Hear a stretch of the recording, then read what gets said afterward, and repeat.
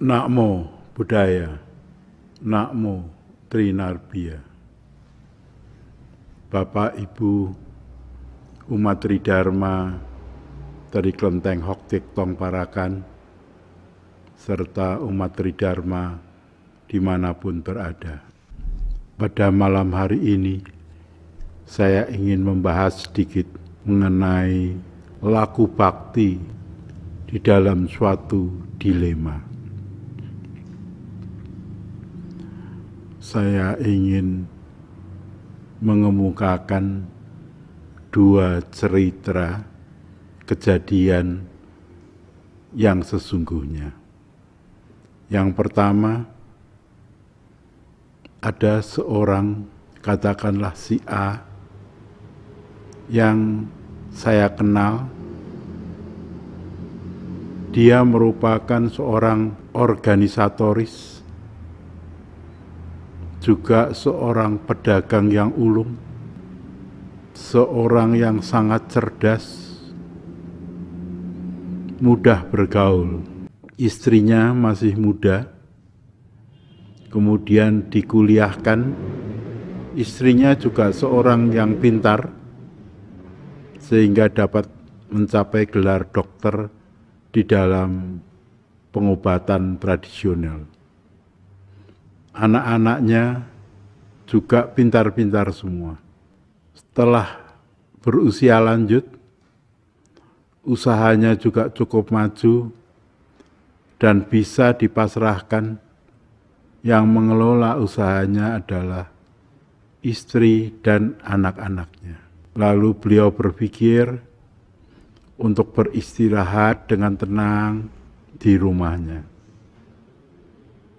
Namun, justru kenikmatan itu membawa suatu bencana, karena kemudian dengan tidak adanya kegiatan, dia menjadi pikun, mudah marah-marah, dan lain sebagainya. Padahal istri dan anak-anaknya sangat sibuk untuk mengurus usahanya yang begitu maju. Sehingga tidak dapat membagi waktu untuk memperhatikan suami dan ayahnya. Lama-lama kemunduran jadi sangat pesat, sehingga tidak mengenali orang-orang yang sudah jarang ketemu dan lain sebagainya. Dan yang membuat suatu kesulitan bagi keluarga itu, seringnya beliau marah-marah, misalnya soal makan dan belum makan saja lupa, sehingga selalu bertengkar dengan istrinya, meyakinkan bahwa dia belum makan, dan lain sebagainya. Akhirnya anak dan istrinya sepakat untuk dimasukkan dalam rumah jompo. Dengan asumsi kalau di rumah jompo banyak teman yang sepantaran, mungkin bisa bergaul dengan wacana yang sama, sehingga dapat berangsur-angsur sembuh. Pada saat sehat, beliau sempat menjadi ketua pengurus daerah Jawa Tengah, suatu cabang olahraga. Para teman-teman pengurus seperjuangan merasa iba, lalu menengok di rumah jompo. Si A tersebut mengeluh bahwa dia merasa dikucilkan dari keluarganya, tidak bisa kumpul dengan istri, anak, menantu, dan cucunya. sungguh mengenaskan. Kemunduran mental terus berlanjut sampai akhirnya tidak bisa menguasai diri untuk buang air kecil maupun air besar dan lain sebagainya, dan tidak lama kemudian wafat. Yang diderita oleh si A itu adalah disebabkan karena otaknya mengecil.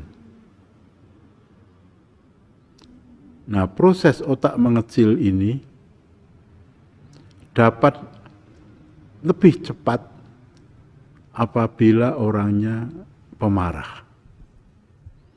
Menurut suatu ilmu pengetahuan, di dalam otak manusia itu terdapat 100.000 neutron.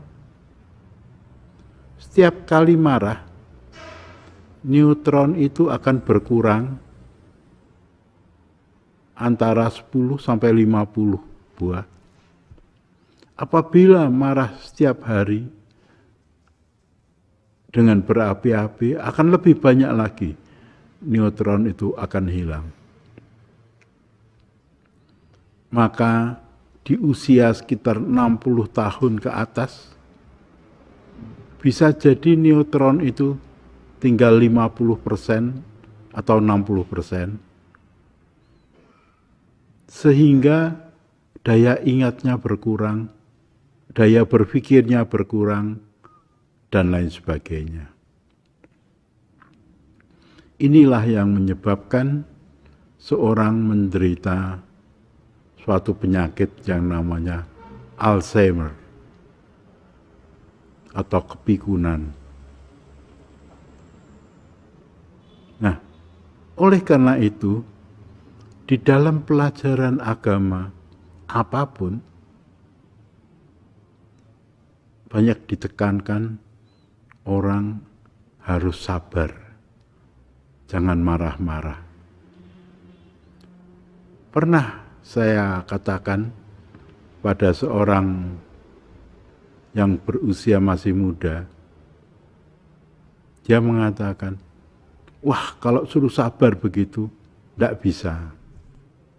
Memang untuk mendadak menjadi sabar tidak bisa, tapi bisa dilatih.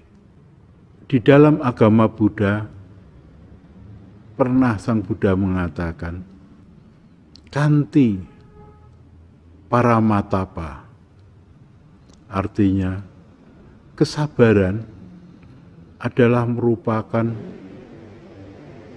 pertapaan yang tertinggi untuk manusia. Nah, justru di dalam kasus ini, ternyata kesabaran itu betul-betul sangat bermanfaat supaya jumlah neutron di dalam otaknya tidak berkurang jauh.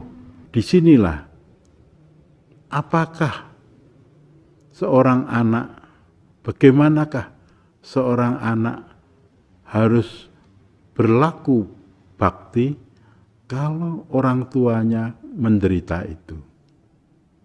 Ini adalah suatu dilema. Kemudian saya akan menceritakan lagi satu cerita yang berkebalikan dengan si A tadi. Kebetulan ini terjadi pada kakak kandung saya. Kakak kandung saya sebelum pandemi, beliau sangat aktif di dalam kerohanian, walaupun beliau seorang Kristiani. Kalau hari Minggu jam 6 pagi sudah pakai dasi berangkat ke gereja. Di gereja mempersiapkan segala sesuatu. Apakah itu sound system, apakah itu susunan kursi, apakah itu LCD dan lain sebagainya. Padahal kebaktian dimulai pukul 8.30. Setelah semua siap, kalau ada tamu datang, dengan luas ngobrol ke sana kemari. Begitu pula setelah usai kebaktian, dia juga masih ngobrol sana kemari sampai sekitar jam 12, jam setengah 1, baru pulang. Aktif dalam latihan KOR, aktif menyelenggarakan tor untuk manula. Padahal beliau saat ini sudah berumur 78 tahun. Setelah pandemi, gereja ditutup, kebaktian secara online.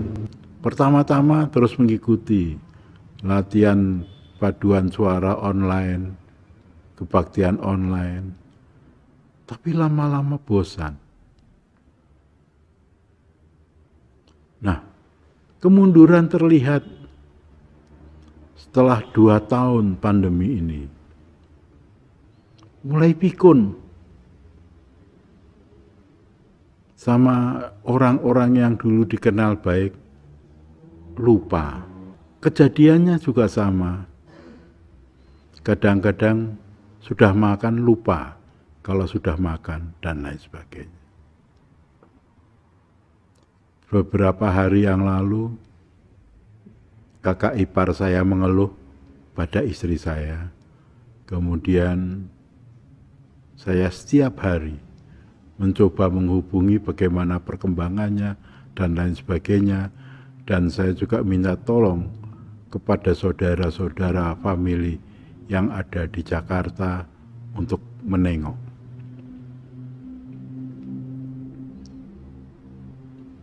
Saya juga takut, wah ini kalau demikian bisa sangat mengganggu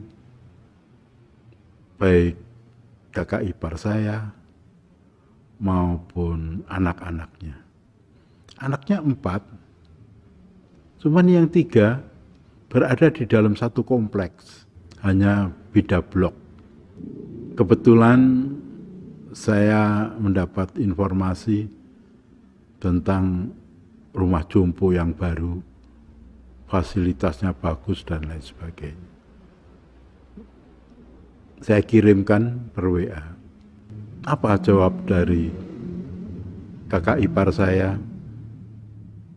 Dia menjawab, akan saya rawat sampai akhir hayatnya.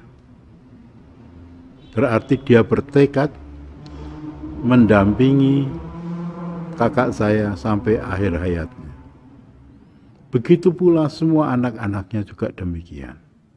3 anaknya setiap hari bergiliran untuk mengajak papahnya jalan-jalan dengan mobil, mungkin hanya sekedar muter kompleks itu, atau mencari makanan dan lain sebagainya, sehingga papahnya tidak bosan.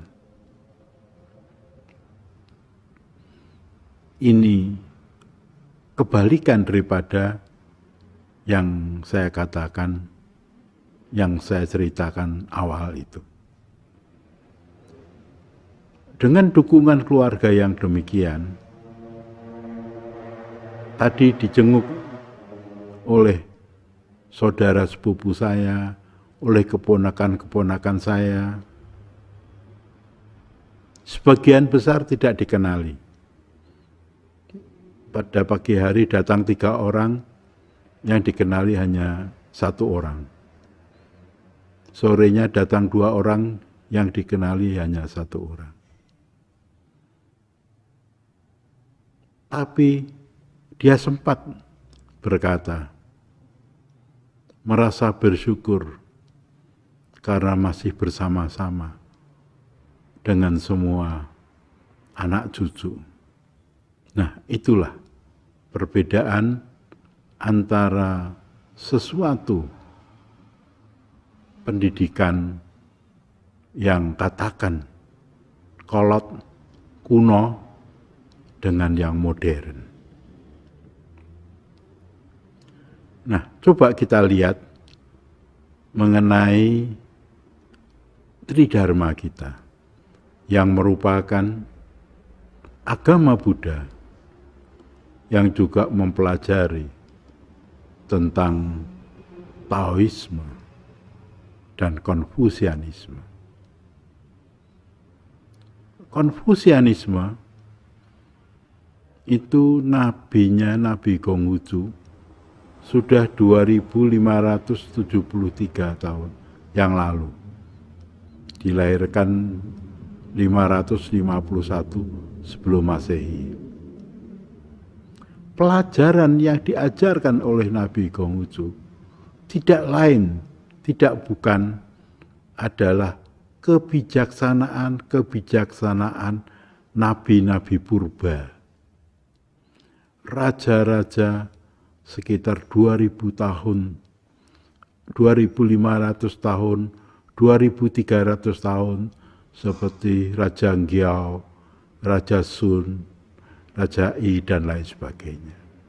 Jadi bisa kita bayangkan pada saat Nabi Konghucu mengajarkan pelajarannya, beliau mengambil kebijaksanaan para kaisar yang 1500 tahun lebih sebelum kehidupan beliau.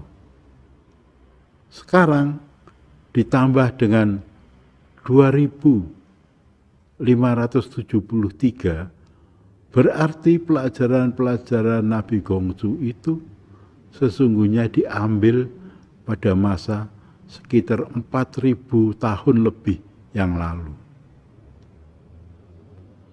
Mungkin sekarang dengan kemajuan zaman ada hal-hal yang sudah tidak sesuai. Misalnya saja dalam suatu cerita Ji Sihao atau 24 anak yang berbakti. Di sana diceritakan seorang ibu tua ingin tidur tapi banyak nyamuk. Lalu anaknya yang masih muda sekitar 20-an tahun membuka bajunya dan berdiam di kamar itu selama 2 jam, membiarkan nyamuk-nyamuk itu menggigitnya. Setelah itu baru mempersilahkan ibunya untuk tidur. Dengan asumsi nyamuk-nyamuk itu sudah kenyang sehingga tidak mengganggu ibunya. Kalau anak sekarang seperti begitu, ya mungkin tidak mau. Cukup diambil baygon, disemprotkan, 5 menit kemudian dipersilahkan ibunya tidur. Itu dengan kemajuan zaman. Kemudian diceritakan lagi, ada seorang ibu sangat ingin sekali makan daging ikan laut. Padahal pada saat itu musim salju, di mana permukaan laut semua membeku. Lalu anaknya dengan buka baju, tidur di lapisan salju yang tipis, sehingga bisa tembus dan menangkap ikan itu untuk santapan ibunya.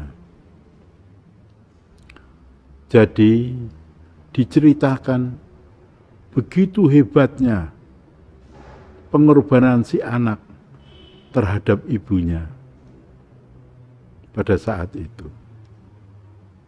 Mungkin hal itu tidak bisa diterapkan pada zaman sekarang.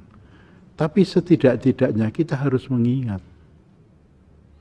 bahwa keberadaan kita di dunia ini dengan perantaraan ayah dan ibu. Pada saat kita bayi, kita kecil, dirawat oleh orang tua kita.